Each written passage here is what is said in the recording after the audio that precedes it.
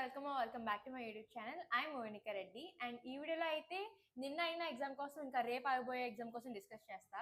అసలు అప్పుడే first exam అయిపోయిందంటే నేను అసలు నమ్మలేకపోతున్నాను. ఫస్ట్ టైం ఫ్రెంచ్ కదా, అస్సలు చాలా భయపడిపోయాను ఎంత కష్టంగా వస్తుందో పేపర్ అని. గ్రామర్ ఇంకా అంతా ట్రాన్సాక్షన్స్ అంతా కూడా.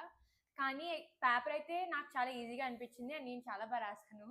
బట్ నేను మాత్రం ఉడికిపోయాను. ఇంకా ఎగ్జామ్ సెంటర్ దగ్గర మాత్రం చాలా ట్రాఫిక్ ఉందన్నమాట. నేను ఇంటి దగ్గర స్టార్ట్ అయ్యాను 8కి స్టార్ట్ అయ్యాను.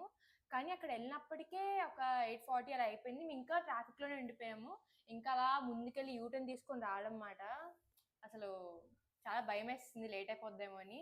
ఇంకా నేను కూడా నాకు తెలిసి నేనే లాస్ట్ వెళ్ళి ఉంటాను సెంటర్కి కూడా. కానీ టైంలోనే వెళ్ళాను కాబట్టి అంతా ఓకే. కానీ చాలా భయం వేస్తుంది.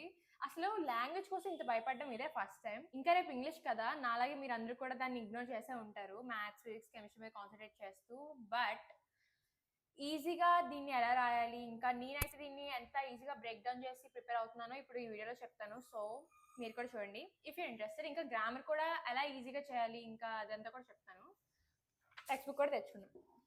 ఫస్ట్ మనకి ఇంగ్లీష్లో 3 యూనిట్స్ ఉన్నాయి. నేనైతే ఓన్లీ 2 యూనిట్స్ ప్రిపేర్ అవుతాను. ఇంకా ఒక యూనిట్ని ఫుల్గా ఇగ్నోర్ చేస్తాను. అసలు చూడండి కూడా, ఎందుకంటే మనకి ఎలాగో చాయిస్లో పోతుంది కాబట్టి.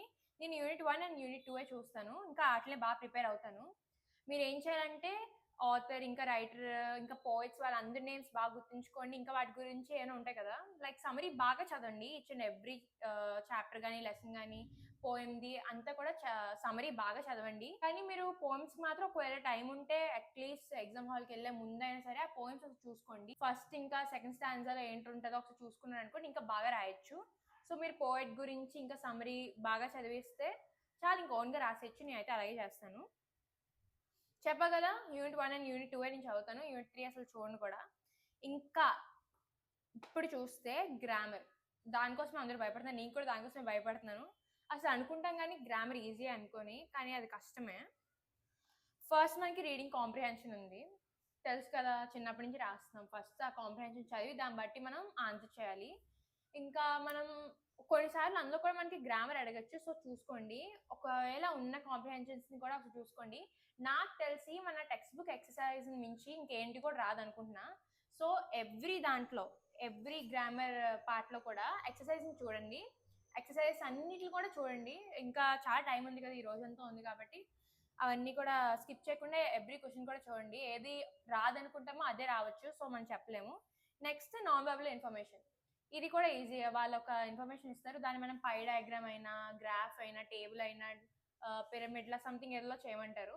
నాకు తెలిసి పై డయాగ్రామ్ అయినా లేదంటే ఇదేంటి గ్రాఫ్ అయినా అడుగుతారని అనుకుంటున్నా. పై డయాగ్రామ్ కోసం మీరు అట్లీస్ట్ ఒక బ్యాంగిల్ అయినా లేదంటే ఒక కంపాస్ అయినా క్యారీ చేయండి, ఈజీగా ఉంటుంది కాబట్టి. నెక్స్ట్ పార్ట్స్ ఆఫ్ స్పీచ్ ఉంది. పార్ట్స్ ఆఫ్ స్పీచ్ చాలా ఇంపార్టెంట్. ఇంకా ఇది మనకి మ్యాచింగ్లో ఇస్తారు. Preposition, noun, pronoun, verb, adverb, adjective అవన్నీ ఇస్తారు. ఇంకా ఇటు సైడ్ మనకి వాళ్ళు లైక్ ఒక వర్డ్ ఇస్తారు, అది మనం నౌనో, ప్రనౌనో, వర్బో ఐడెంటిఫికేషన్ చేసి మనం మెన్షన్ చేయాలి. నాకు తెలిసి ఈ గ్రామర్ అంతా కూడా ఒకే దగ్గర రాయమని అడుగుతారు. ఇంకా ఓవర్ రైటింగ్ చేయకూడదు. సో మీరు బాగా ప్రెజెంటేషన్ చేయండి. ఇంకా ఇది లాంగ్వేజే కాబట్టి నిన్న మనకి రూల్సే కదా ఇచ్చారు అడిషనల్. సో దీనికి కూడా అలాగే ఇస్తారు. కానీ నేను నా ఎగ్జామ్ హాల్లో చూసాను ఏంటంటే చాలా మంది ఇంకా వాళ్ళు ఇచ్చిన మార్జిన్స్ మీద కూడా ఇంకా మార్జిన్స్ గీసేస్తున్నారు. It's up to you. కానీ నేనేం చెప్తున్నా అంటే నార్మల్గా రాసండి, ఇంకా టైం వేస్ట్ చేయకండి. అసలు ఇంగ్లీష్కి చాలా టైం వేస్ట్ అవుతుంది. ఎందుకనుకున్నారు, 150 వర్డ్స్తో 300 వర్డ్స్తో వాళ్ళు రాయమంటారు కదా. సో అదంతా రాసేసరికి చాలా టైం అవుతుంది. ఇంకా యానోటేషన్ అడుగుతారు. సో ఇంట్రడక్షన్ ఇదంతా మనం రాయాలి కదా, సో దానికి ఎక్కువ టైం అవుతుంది. సో మీరు ఏం చేస్తారంటే మార్జిన్స్ మీద అంతా ఫోకస్ పెట్టకండి, జస్ట్ ఇచ్చిన వెంటనే రాసడానికి ట్రై చేయండి. ఇంకా గ్రామర్ కూడా ఒక 1 hour గ్రామర్కి ఉండేలా చూసుకోండి, ఎందుకంటే గ్రామర్ కన్ఫ్యూజింగ్గా ఉంటుంది కాబట్టి. నెక్స్ట్ ఆర్టికల్స్ ఈజీ కదా, ఏ అండ్ దా.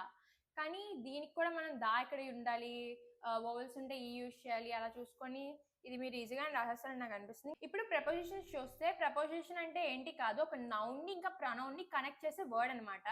అది చిన్నగా ఉండొచ్చు, పెద్దగా ఉండొచ్చు, లేదంటే కొన్నిసార్లు 2 wordsని కంబైన్ చేసి కూడా ఒక ప్రపోజిషన్ ఉంటుంది అనమాట. చెప్ప కదా, ఒక నౌన్ని ఇంకా ప్రొనౌన్ని కనెక్ట్ చేసేదే ప్రపోజిషన్. సో మనం ఇక్కడ సింపుల్ ప్రపోజిషన్స్ అంటే అట్, బై, ఫర్, ఫ్రమ్ అలాంటివన్నీ ఉంటాయి. ఇంకా కాంపౌండ్ అంటే బిగ్ వర్డ్స్ ఉంటాయి అన్నమాట, అబౌవ్, అండర్, అమాంగ్స్ అలాంటివి ఉంటాయి. ఇంకా 2 వర్డ్స్ కలిపేసి కూడా ఉంటాయని చెప్పా కదా! Inside of, ahead of, instead of అలాంటివన్నీ కూడా ఉంటాయన్నమాట. సో, మీరేం చేస్తారంటే దీనికి ఎవ్రీ ఎక్సర్‌సైజ్ కూడా చూడండి టెక్స్ట్ బుక్‌లో. ఇంకా మీకు మెటీరియల్ ఉంటది కదా! దాంట్లో ఆన్సర్స్ ఉంటాయి.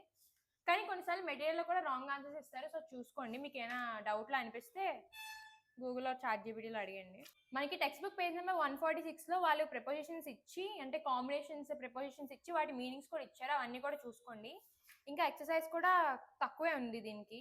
35 ఉన్నాయి. అవన్నీ కూడా చూసుకోండి. నాకు తెలిసి వీటి బయటికైతే ఇంకేంటి రావు. ఇవే వస్తాయి. Next tenses.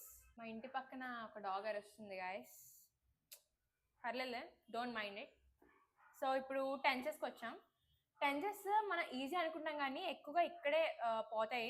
సో, మనకు తెలుసు కదా V1, V2, V3 లాగే ఉంటాయి tenses. Walk, walked, walked, play, played, played అలా ఉంటాయి. టెన్సెస్‌కి ఏం చేస్తారు, ఒక సెంటెన్స్ ఇచ్చి ఫిల్ ఇన్ ద బ్లాంక్‌లో ఇచ్చి దానికి క్లూగా ఒక వర్డ్ ఇస్తారు. సో, మనం ఏం చేస్తాం, అక్కడ లుక్ అని ఇచ్చారనుకోండి, మనం లుక్డ్ అని రాసేస్తాం. కానీ అలా రాయకూడదు. అక్కడ ఉన్న సెంటెన్స్ బట్టి హ్యావ్ లుక్డో, హ్యాడ్ లుక్డో అలా రాయాలన్నమాట. ఈ dash for an old man అని ఇచ్చారనుకోండి, అక్కడ బ్రాకెట్లో లుక్ అని ఇచ్చారనుకోండి, మనం I look for an old man అని రాయకూడదు. I have looked for an old man అని రాయాలన్నమాట. సో, ఇది ఇంత కన్ఫ్యూజింగ్‌గా ఉంటది. దేని ముందు హ్యాడ్, హ్యాస్ ఇంకా హ్యావ్ ఉంటదో ఒకసారి చూసుకోండి. మనకి టెక్స్ట్ బుక్‌లోనే ఇచ్చారు అది కూడా. నెక్స్ట్ ఇప్పుడు మనం వాయిస్‌కి వచ్చేసాం. వాయిస్‌లో యాక్టివ్ వాయిస్ ఇంకా పాసివ్ వాయిస్ ఉంటది. యాక్టివ్ వాయిస్‌కి ఇంకా పాసివ్ వాయిస్‌కి డిఫరెన్స్ ఏంటంటే చాలా సింపుల్. యాక్టివ్ వాయిస్‌లో సబ్జెక్ట్ ఏముంటదంటే మెయిన్‌గా ఎవరైతే చేస్తున్నారో ఏ థింగ్ అయితే చేస్తుందో అదే సబ్జెక్ట్‌గా ఉంటదన్నమాట. కానీ పాసివ్ వాయిస్‌లో ఏంటుంటదంటే అక్కడ జరుగుతున్న పనిని ఏదైతే రిసీవ్ చేసుకుంటుందో అదే పాసివ్ వాయిస్ సబ్జెక్ట్ అవుతదన్నమాట. ఎగ్జాంపుల్ ఏంటంటే షీ రైట్స్ అ లెటర్ అని ఉంది.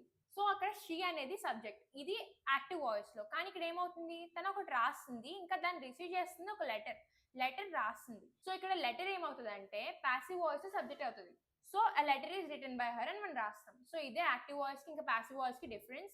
ఇది మీరు బాగా చూసుకోండి. నెక్స్ట్ వచ్చేసి రిపోర్టెడ్ స్పీచ్. రిపోర్టెడ్ స్పీచ్ లో మనకి డైరెక్ట్ ఇండైరెక్ట్ స్పీచ్ ఉంటది. డైరెక్ట్ స్పీచ్ అంటే ఏంటి లేదు, అక్కడ ఏముందో డైరెక్ట్ గా చెప్పేస్తాం. ఇండైరెక్ట్ స్పీచ్ అంటే తను ఏం చెప్పారో దాన్ని మనం ఎలా చెప్తామో దాని విధంగా మార్చి రాయడం అనమాట. ఇక డైరెక్ట్ స్పీచ్ ఏంటంటే Aditi has said I will win the competition. అది ఇండైరెక్ట్ స్పీచ్ అనుకోండి. Aditi has said that she will win the competition. ఇదే డిఫరెన్స్. ఇది కూడా మీరు చూసుకోండి. దీంట్లో కూడా ఎవ్రీ ఎక్సర్సైజ్ చూడండి, ఏది స్కిప్ చేయకండి. ఇప్పుడు degrees of comparison. Degrees of comparisons అంటే ఏంటో కాదు, వర్డ్స్ కంపేర్ చేయడానికి యూజ్ చేస్తాం అనమాట. Like big, bigger, biggest, small, smallest, smallest అలా ఉంటాయి. ఇక్కడ బిగ్, బిగ్గర్, బిగ్గెస్ట్ ఉంది కదా, దాంట్లో బిగ్ ని పాజిటివ్ అంటారు. నెక్స్ట్ ఉంది కదా బిగ్గర్, దాన్ని కంపారిటివ్ అంటారు. ఇంకా బిగ్గెస్ట్ ఉంది కదా దాన్ని సూపర్లేటివ్ అని అంటారు అనమాట. దీనికి డిఫరెన్స్ నేను ఈజీగా చెప్పేస్తాను. ఇక్కడ పాజిటివ్ ఉంది కదా బిగ్ అంటే ద బాల్ ఈజ్ బిగ్. దాన్ని మనం ఏం చెప్పాము, బాల్ ఈజ్ బిగ్ అని మనం జస్ట్ పాజిటివ్ గా చెప్పేస్తాం కాబట్టి అది పాజిటివ్ మాట. మనకి గనక అక్కడ ద బాల్ ఈజ్ బిగ్గెస్ట్ అని ఇచ్చి దాన్ని చేంజ్ ఇంటూ పాజిటివ్ అని ఇచ్చారనుకోండి, దాన్ని బాల్ ఈజ్ బిగ్ అని రాస్తాం. ఇంకా నెక్స్ట్ ఏంటి, కంపారిటివ్. బిగ్గర్ అంటే టూ థింగ్స్ ని కంపేర్ చేయడం అన్నమాట. The black ball is bigger than the red ball అంటే టూ థింగ్స్ ని కంపేర్ చేసాం కాబట్టి అది కంపారిటివ్ అవుతుంది. సో అక్కడ బిగ్గర్, నార్మల్గా బిగ్గర్, టాలర్, షార్టర్ అలాంటి వాటిలన్నిటిని, యంగర్ ఇలాంటి వాటిలన్నిటిని కంపేర్ చేయడానికి కదా యూజ్ చేస్తాం. సో దీనికే ఇది. ఇంకా నెక్స్ట్ సూపర్లేటివ్ అంటే బిగ్గెస్ట్, స్మాలెస్ట్, యంగెస్ట్ అలా డిక్లేర్ చేస్తాం అన్నమాట. అంటే దానికి ఇంకా కంపారిజన్ ఉండదు, అది ఇదే అని కాదు, ఇంకా దాన్ని చెప్పడమే, అది బిగ్గర్, బిగ్గెస్ట్ అని చెప్పడమే. దాన్నే సూపర్లేటివ్ అని అంటారు. Clause analysis. క్లాజ్ అనాలిసిస్ ఏంటి లేదు, సెంటెన్సెస్ ఇస్తారు, ఇది అది ఇస్తారు. దాన్ని అండ్ తో కానీ, దేర్ ఫార్ తో కానీ, ఇన్స్టెడ్ ఆఫ్ కానీ అలా ఏదో ఇచ్చి బట్ తో కానీ ఇచ్చి దాన్ని కంబైన్ చేయమని అడుగుతారు అనమాట. సో ఇక్కడ మనం ఒక ఎక్సర్సైజ్ చూద్దాము. రన్ ఫాస్ట్ అదొక సెంటెన్స్. నెక్స్ట్ సెంటెన్స్ ఏంటంటే you will miss the train. దీన్ని మనం అదర్వైజ్ తో కంబైన్ చేయాలన్నమాట. Run fast otherwise you will miss the train. So ఈ టూ సెంటెన్స్ ని ఒక సెంటెన్స్ చేస్తాం, అదర్వైజ్ యూజ్ చేస్తాం. Next question tags. Question tags కొంచెం కన్ఫ్యూజింగ్ గా ఉంటాయి, కానీ ఇది నేను ఈజీగా చెప్పేస్తాను. ఏంటి కాదు, ఒక చెప్పడం ఇంకా దానికి అవునా కాదని అడగడం అన్నమాట. నేను హర్ట్ చేయలే కదా, చేశానా అని అడగడం అన్నమాట. లేదంటే నేను చేయలే కదా, చేశానా అని అనమాట. Like I don't do that, did I అని అడగడం అన్నమాట. లేదంటే I did that, didn't I అనడం అన్నమాట. అంటే అది చేసిన చేయలేదా అని అడగడం అన్నమాట. కామెడీ చెప్తున్నానా. ఇక్కడ ఎక్సర్సైజ్ లో ఫస్ట్ నుంచి చూద్దాము. అదేంటి, you can speak Tamil, can you. Like you can speak Tamil comma ఇచ్చి అక్కడ ఫిల్ ఇన్ ది బ్లాంక్ ఇస్తారు, క్వశ్చన్ మార్క్ ఇచ్చి. సో దాన్ని బట్టి అక్కడ క్యాంట్ అని అడిగారు అనుకోండి, మనం కెన్ అని రాయాలన్నమాట. లేదంటే యూ కెన్ స్పీక్ తమిళ్ అని అడిగారు అనుకోండి, మనం క్యాంట్ యూ అని రాయాలన్నమాట. So we have to change the positive into negative and negative into positive. Next common errors. Common errors ఏంటి కాదు, they will give a sentence and in that there will be an error. So ఆ ఎర్రర్ని మనం identify చేసి దాన్ని మనం కరెక్ట్గా రాయాలన్నమాట. ఐఎమ్ లవింగ్ మై కంట్రీ, ఇది రాంగ్ మనకు తెలిసింది కాబట్టి ఐ లవ్ మై కంట్రీ అని రాయాలి. సో అక్కడ ఐఎమ్ లవింగ్ అనే దాన్ని లవ్గా మార్చేసి ఐ లవ్ మై కంట్రీగా రాయాలన్నమాట.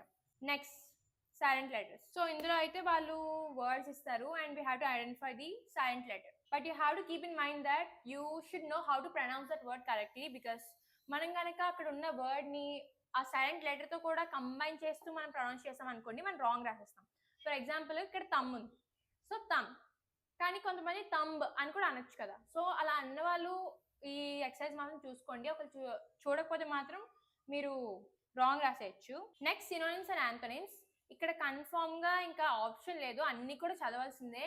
మేబీ బట్టి కూడా పట్టండి, లేదంటే మీకు ఒకవేళ టైం లేకపోతే at least on the way to your centre అవన్నీ కూడా చూడండి ఒకసారి. అట్లీస్ట్ 1 or 2 times అన్ని ఎక్సర్సైజ్లోనే అడుగుతారు, చెప్పా కదా, మోస్ట్లీ బయట అయితే ఏం అడగరు. సో ఎక్సర్సైజ్ ఒక 1 or 2 times జస్ట్ చదవండి అంతే, మీకు గుర్తుంటుంది. నెక్స్ట్ ఫోనిటిక్స్ ఉంది. ఇది అయితే నేను చాయిస్ రాసేస్తాను కాబట్టి దీని గురించి నేను చదవను. దీనికి ఇంకా సైలెంట్ లెటర్స్కి చాయిస్ ఇస్తారు అనుకుంటా, సో ఇది ఇగ్నోర్ చేసేస్తున్నాను నేనైతే. నెక్స్ట్ ఏంటి, ఆడ్ సౌండ్స్. మేబీ దీనికి ఆడ్ సౌండ్స్కి ఇంకా ఫోనిటిక్స్కి చాయిస్ ఇస్తారు. Here they will give 3 words and in that వాళ్ళు అండర్లైన్ చేస్తారు లెటర్స్ని. ఇంకా అండర్లైన్ చేసిన లెటర్స్ బట్టి మీరు దాన్ని ప్రొనౌన్స్ చేసి ఏదైతే ఆడ్గా సౌండ్ అవుతుందో దాన్ని మనం ఐడెంటిఫై చేసి రాయాలన్నమాట. అది ఆడ్ సౌండ్స్. నెక్స్ట్ ఇక్కడ ఆడ్ సౌండ్స్ అయిపోయిన తర్వాత డైలాగ్ రైటింగ్ స్కిల్స్. ఇక్కడ ఏంటి లేదు, వాళ్ళే ఆన్సర్ కూడా ఇచ్చేస్తారు. అక్కడ ఒక కాన్వర్జేషన్ కానీ మోస్ట్లీ కాన్వర్జేషన్ ఇస్తారు, దాంట్లో కూడా బ్లాంక్స్ ఇస్తారు అనమాట. ఇంకా వాటి ఆన్సర్స్ వాళ్ళే పైన ఇచ్చేస్తారు కూడా. దాన్ని మనం ఐడెంటిఫై చేసి ఆ డైలాగ్ని అది ఎక్కడైతే సూటబుల్గా ప్లేస్ అవుతుందో ఐడెంటిఫై చేసి అది రాసేయడమే. మీరు కనుక ఇలా ప్రిపేర్ అయితే I think you're ready for the exam. ఇంకా దేనికోసం కూడా చూసుకోవాల్సిన లేదు, దీనికోసం ఇంత టైం కూడా స్పెండ్ చేయాల్సిన లేదు. ఒక 2-3 hours చూస్తే చాలు ఎగ్జామ్ కోసం. ఇంకా ఎగ్జామ్ హాల్కి వెళ్ళే ముందు కానీ మార్నింగ్ కానీ ఒకసారి గ్రామర్లో సినోనిమ్స్ అండ్ యాంటోనిమ్స్ చూసుకోండి. ఇంకా ఏదైనా డౌట్ ఉంటే కూడా చూసుకోండి. అండ్ ఈ రైటర్, పోయట్, ఇంకా ఆథర్ నేమ్స్ చూసుకోండి, సమ్మరీ చూసుకోండి, ఇంకా పోయమ్స్ కూడా చదువుకోండి స్టాంజా వైజ్. ఇంకా అంతే ఇంకా నాతో పాటు మీరు కూడా ఎగ్జామ్ బాగా రాయండి. And for the next video subscribe to stay connected.